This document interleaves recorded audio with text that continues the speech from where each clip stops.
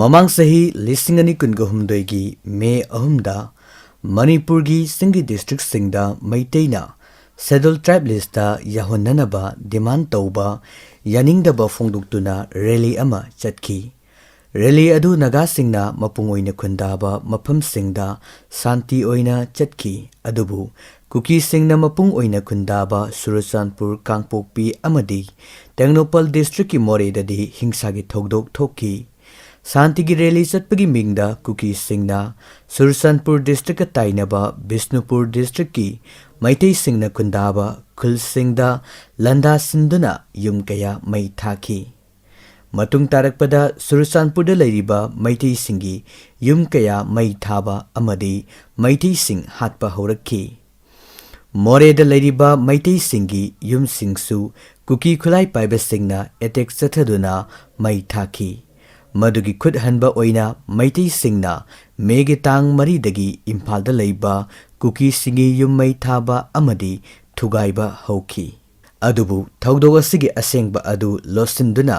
Cookie सिंगना मसिंग यामजदबा कुकीबु मसिंग यामबा मैतेना attack तौरे हाइना लाना national अमदी international मीडियादा पाउ संदोखी Matang असिदा cookie सिंगी मरमचद असि मयेक सेंगना खंगबा ngamlaba कुकी अमसुंग नागा अनिगी मरकता खुद थोकनखिबा मदुदा कुकी सिंगना करी करंबा नमथाकी थौंग चथदुना लाना पाउथोकपगी थबक चथखिबा हाइबा अदु कुपना यंगसिनबा अमा चंगली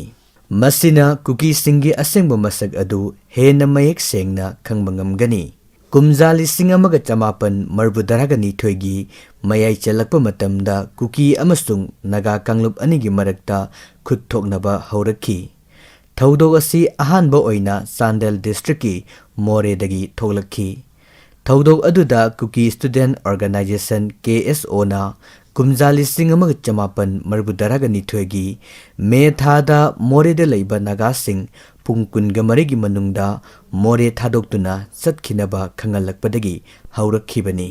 KSO की डिमांड अदुना मरम ओइरगा मोरेदा लेरंबा नागागी मी सिंग कया मसा मसागी मयुम अमदी लंथुम कया मरुम हुंदोकलमलगा मोरे थादोक्तुना चेनखी सही अदुगी सेप्टेम्बर थादा सिदोंगेल अमसुंग होलखमा हौकिप अनि नलुसिंगबा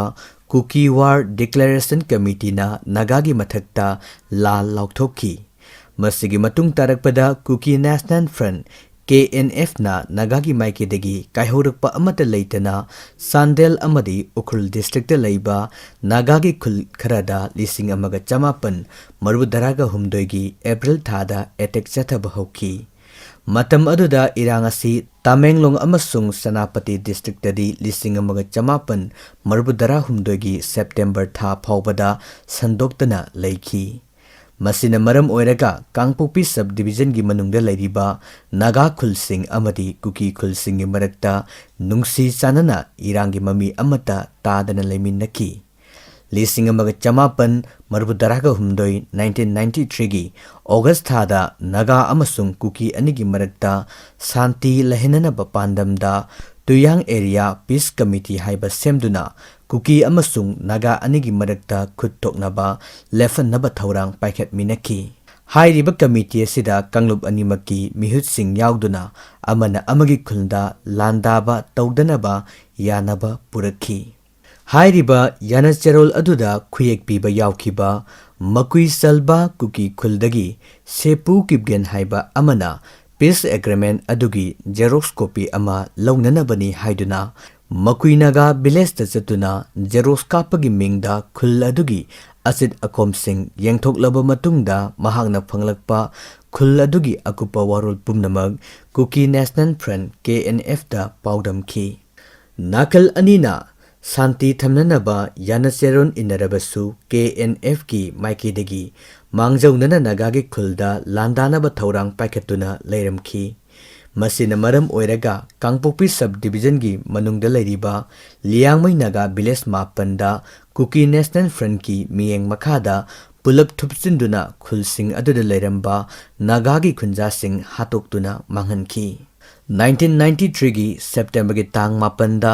कांगपोकपी सब डिवीजन की मनुंगदा लैरिबा कुकी खुल पुमनमक्तगी खोंगवतखिबा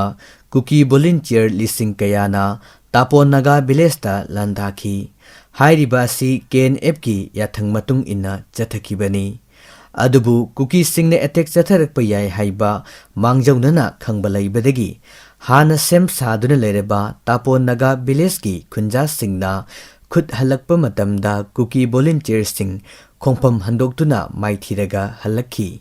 Masigi matung September gi tang tarada amuk hana Kuki singna Makui Saramjau haina khangnaba Makui Naga Biles amada amuk hana attack chathaki.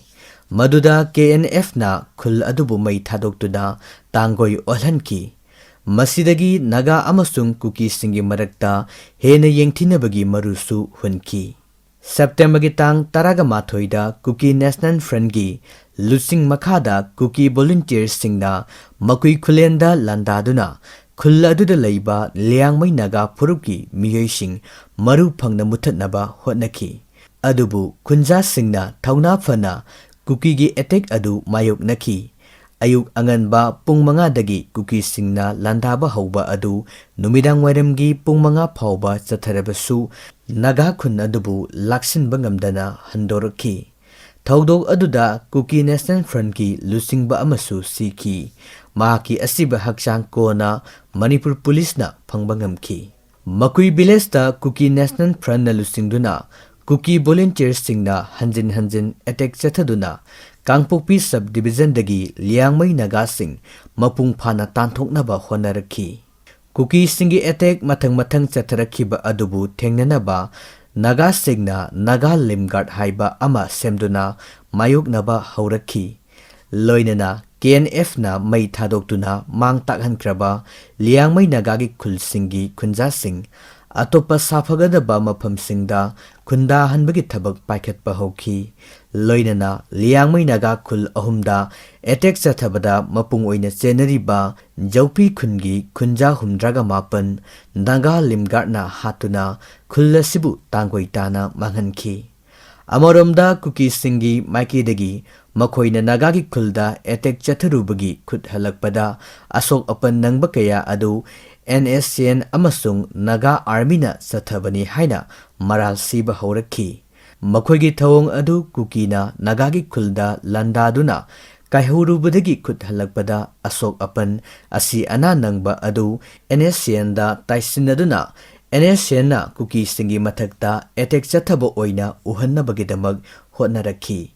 Maram asina Jaupigi Kunja Singh Naga Limguard na hatkiba adu NSCN IM na taubani haina maral sizilaki. Madu Kuki Singda atopa kangluptagi minungsi pangnanaba hotnakiba namthaki lan amani. Marag asida Nagada kaihoba hauruba adu khaktanatana Kuki Singna Asamda leiba Karbigasu khatnabaga lanana Sursanpurda paitega khutthoknaduna Kanglup aniki marakta hatna sunaba thoki.